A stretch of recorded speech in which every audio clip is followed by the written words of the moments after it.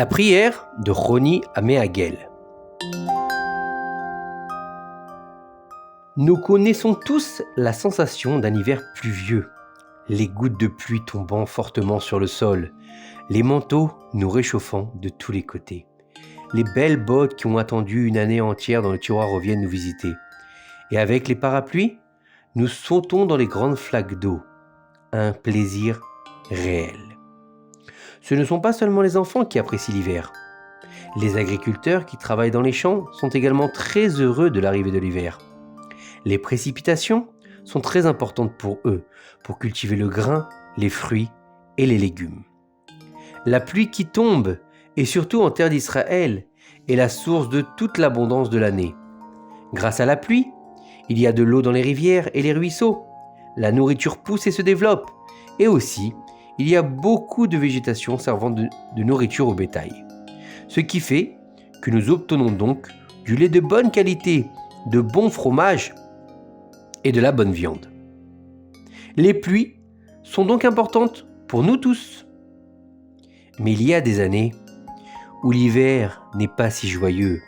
La pluie ne tombe pas en grande quantité ou ne tombe pas du tout. Le grain ne pousse pas et l'eau ne peut être stockée. Une telle année est appelée une année de troubles. Des troubles qui peuvent causer un manque et même une famine sévère qu'Hachem nous en préserve. Notre histoire se passe pendant la période du Beth Amikdash. Tous les habitants de la terre d'Israël se sont préparés à affronter l'hiver. Les habitants ont enduit les toits d'argile pour qu'aucune pluie ne pénètre dans les maisons, coupé de nombreux arbres pour chauffer les maisons, et cuisiné, stocké autant de nourriture que possible, et réparé les chaussures.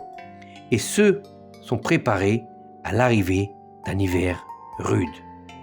Le mois de Cheshvan est arrivé et aucune pluie n'avait été vue dans les airs. Le mois de Cheshvan est passé et le mois de Kislev est arrivé et il n'y avait toujours pas de nuages dans le ciel. C'est ainsi que les mois suivants sont également passés avec la même météo, Tevet, Shevat. De temps en temps, une brise fraîche. Et c'est tout. Tout le monde avait déjà compris cette année. C'est une année de troubles. La pluie ne sera plus visible. Les gens se sont levés et ont prié, jeûnant et criant, mais les prières n'ont pas été exaucées et la pluie n'est pas tombée.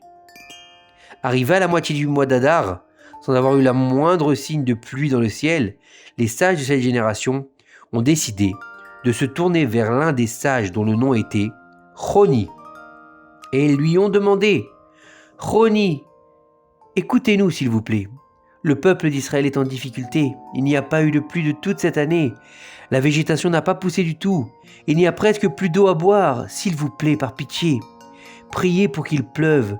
Peut-être qu'Hachem acceptera votre prière et aura pitié de nous. » Roni a commencé à prier pour qu'il pleuve, mais pas une seule goutte de pluie n'a atteint la terre. Mais cela ne dura pas longtemps.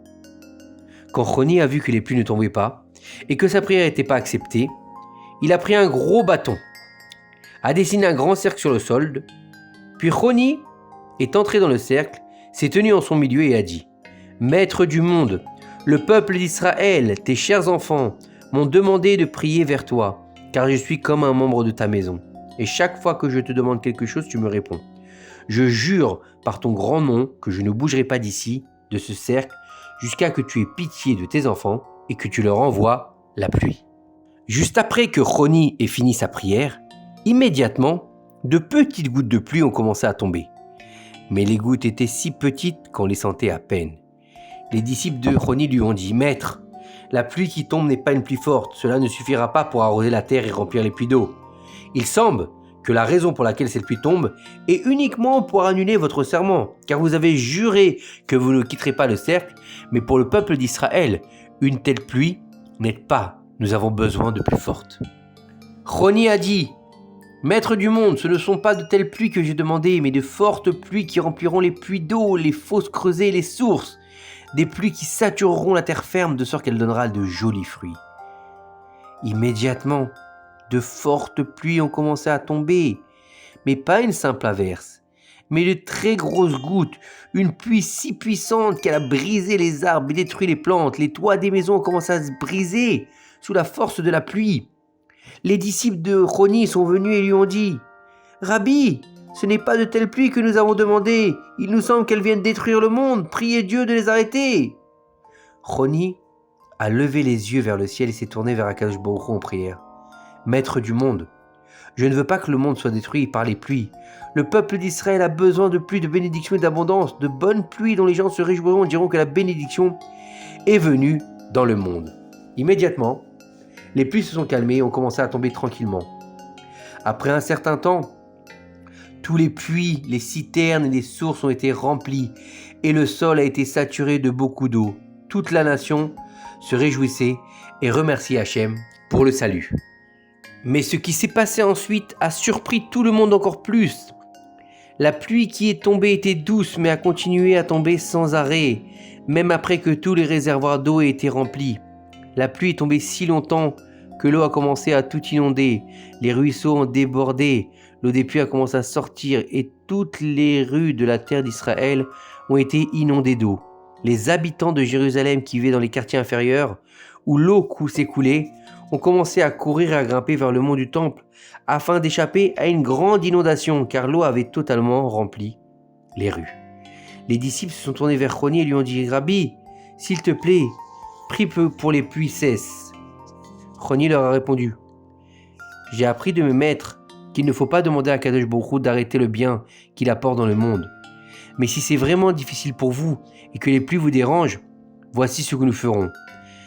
Apportez-moi un taureau, nous l'offrirons en sacrifice à Hachem et nous remercierons Hachem pour la grande faveur qu'il nous a faite en annulant la famine et la sécheresse.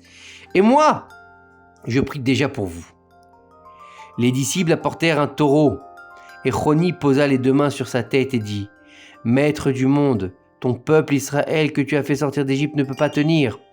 Aussi bien quand tu leur procures beaucoup de biens ou quand tu envoies de nombreuses calamités.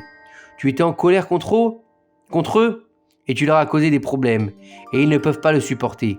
Tu leur as envoyé beaucoup de bienfaits en leur apportant beaucoup de pluie et ils ne peuvent pas le supporter. Par conséquent, qu'il y ait devant toi un désir que les pluies cessent et que le monde soit rempli de miséricorde. » Dès la fin de la prière de Roni, le vent a soufflé, les nuages se sont dispersés et le soleil a commencé à briller, illuminant et réchauffant le monde. Tous les gens sont allés dans les champs qui étaient tous remplis de champignons qui ont poussé après la pluie. Les gens ramassaient les champignons et sont allés chez eux pour manger et se réjouir du bien qu'Akadosh Baruch Hu avait fait avec eux. À partir de cette histoire, nous pouvons apprendre, chers enfants, le pouvoir de la prière et de cette façon, le pouvoir de la prière des tzadikim, grâce à laquelle Akadosh Baruch Hu change la nature et accomplit de grands miracles pour nous.